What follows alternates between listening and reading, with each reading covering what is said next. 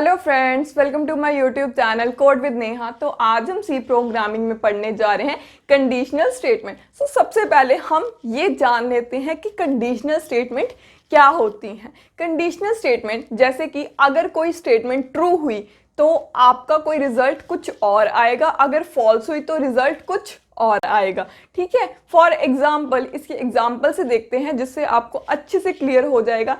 आपके पेरेंट्स आपके सामने कोई कंडीशन रख दें कि अगर आपके 90% मार्क्स आए तो आपको मैं कोई चीज़ बाय करके दूंगा, अगर नहीं आए तो मैं ये चीज़ तुम्हें बाय करके नहीं दूंगा। ठीक है, मतलब अगर आपके 90% मार्क्स आ गए तो कंडीशन ट्रू हो गई। ठीक है, तो आपको आपकी मनपसंद चीज़ मिल जाएगी। ठीक है, अगर नहीं आए तो क्या आपको नहीं मिलेगी। ठीक है, सो ये क्या हो गई हमारी कंडीशन। ठीक है, कंडीशन के बेसिस पे हमारी स्टेटमेंट वर्क कर रही हैं। अगर एक कंडीशन ट्रू हुई तो कुछ और स्टेटमेंट वर्क करेंगी, अगर फॉल्स हुई तो कुछ और स्टेटमेंट वर्क करेंगी। सो यही चीज़ हमारा करता है कंडीशनल ऑपरेटर। ठीक है, सो कंडीशनल ऑपरेटर्स में भी हम यही चेक करते हैं कि अगर एक कंडीशन ट्रू हुई तो हमारा आंसर कुछ और आना चाहिए, अगर फॉल्स हुई तो आंसर कुछ और आएगा। ठीक है, सो हम इसकी डेफिनेशन देखते हैं, फिर आपको और अच्छे से पता लग जाएगा। ठीक है, so conditional operator is an alternate method to use अ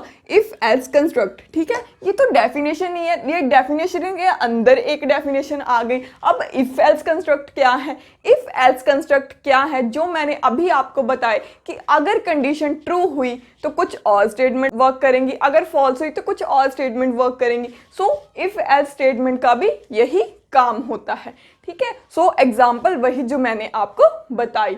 ठीक है, सो कंडीशनल ऑपरेटर को हम डिनोट करते हैं क्वेश्चन मार्क और कॉलन से। ठीक है, is the only ternary operator available in C. जैसे कि मैंने आपको बताया था कि हमारे पास यूनरी ऑपरेटर होते हैं जो सिंगल ऑपरेंड पे वर्क करते हैं, बाइनरी ऑपरेटर होते हैं जो 2 ऑपरेंड पे वर्क करते हैं, और टर्नरी ऑपरेटर होते हैं जो हमारे 3 ऑपरेंड पे वर्क करते हैं। ठीक है, सो ये हमारा कंडीशनल ऑपरेटर एक सिंगल है जो हमारा टर्नरी ऑपरेटर है। ठीक है, ये आप नोट कर लीजिएगा। ठीक है, कभी कभी पूछ लिया जाता है कि सी प्रोग्रामिंग में टर्नरी ऑपरेटर किसको कहा जाता है। ठीक है, सो अब हम इसका सिंटैक्स देखते हैं। सो सबसे पहले हम एक्सप्रेशन लिखेंगे। ठीक है, एक्सप्रेशन में क्या आएगा? जो भी हमने कंडीशन चेक करनी है। ठीक है, जो भी हमने कंडीशन चेक करनी है। ठीक है, फिर क्वेश्चन मार्क, क्वेश्चन मार्क के बाद एक्सप्रेशन 2 का मतलब क्या है? एक्सप्रेशन 2 का जो भी हमने स्टेटमेंट 1 चलानी है। स्टेटमेंट 1 का मतलब अगर कंडीशन ट्रू हुई, ठीक है, तो ये वाली स्टेटमेंट चलेगी इन केस ऑफ ट्रू। ठीक है, अगर हमारी कंडीशन फॉल्स हुई तो हमारी कौन सी स्टेटमेंट चलेगी? स्टेटमेंट 2। ठीक है, सो ये वाली स्टेटमेंट चलेगी। ठीक है, ये कैसे मैं अभी आपको एक एग्जाम्पल के जरिए बता देती हूँ। ठीक है, सो हम 2 वेरिएबल लेते हैं, int a is equals to 10 comma b is equals to 20। हमने चेक करना है कि हमारा a बड़ा है या b बड़ा है। ठीक है, सो हम सिंपल चेक करके c में स्टोर करना चाहते हैं। ठीक है, तो मैंने यहाँ पे एक वेरिएबल ले लिया c। ठीक है, सो c इज इक्वल्स टू, अब मैंने सिर्फ सिंपल चेक करना है तो मैं क्या लिखूंगी? a is greater than b। ठीक है, सो मैं चेक कर रही हूँ क्या a मेरा b से बड़ा है। ठीक है, सो क्वेश्चन मार्क, अगर मेरा a b से बड़ा हुआ तो क्या रिटर्न होना चाहिए? a ना, क्योंकि a बड़ा होगा फिर। ठीक है, अगर ये ट्रू नहीं हुआ तो क्या होएगा? b semicolon.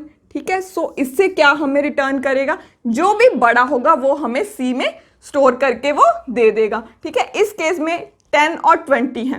ठीक है, 10 इज ग्रेटर देन 20। ट्रू और फॉल्स?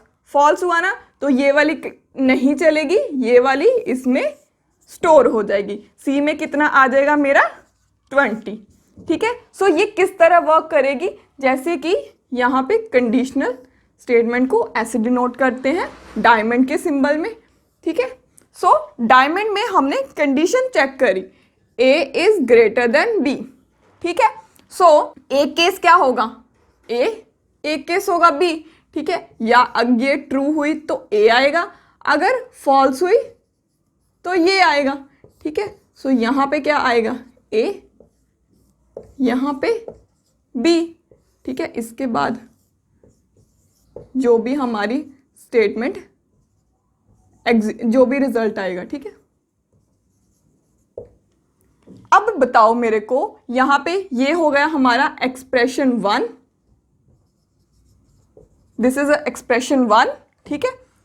ये हो गया एक्सप्रेशन 2, ये हो गया एक्सप्रेशन 3, ठीक है। सो ये रिजल्ट हमें किसी ना किसी वेरिएबल में वैल्यू स्टोर करवानी ही पड़ेगी, जो भी वो रिटर्न करेगा, ठीक है। सो अब इस केस में मेरे को ये बताओ कि a is greater than b, ठीक है। अगर वो ट्रू हुआ तो हमें a रिटर्न करता ना, a रिटर्न करके क्या करता, रिजल्ट में स्टोर कर देता। अगर ये ट्रू नहीं होता तो क्या करता, b रिटर्न करता और रिजल्ट में स्टोर कर देता। सो इसमें इस केस में क्या कर रहा है, वो यही तो कर रहा है ना, c में b की वैल्यू दे रहा है। क्यों, क्योंकि a बड़ा नहीं है, ये कंडीशन ट्रू नहीं है, ये फॉल्स है। सो इसी तरह हम इफ एल्स में भी वर्क करते हैं। इफ एल्स में के अंदर भी, इफ के अंदर हम कंडीशन लिखते हैं। सो इफ के केस में अगर वो ट्रू होता है तो स्टेटमेंट 1 चलती है, अगर फॉल्स होता है तो अदर स्टेटमेंट चलती है जो एल्स ब्लॉक में होती है, ठीक है। सो इफ एल्स लिखना थोड़ा बड़ा हो जाता है, और हमने अगर सिंगल लाइन में चेक करना होता है तो हम कंडीशनल ऑपरेटर लिख सकते हैं। सो गाइस, आज की वीडियो में हमने कंडीशनल ऑपरेटर देखा। सो होप आपको क्लियर हो गया होगा, होप आपको समझ में आ गया होगा। अगर आपको समझ में नहीं आया, इसमें कोई डाउट हुआ तो प्लीज़ कमेंट करके ज़रूर बताना। और अगर आपको सी प्रोग्रामिंग सीखनी है तो please subscribe my YouTube channel. Thank you so much.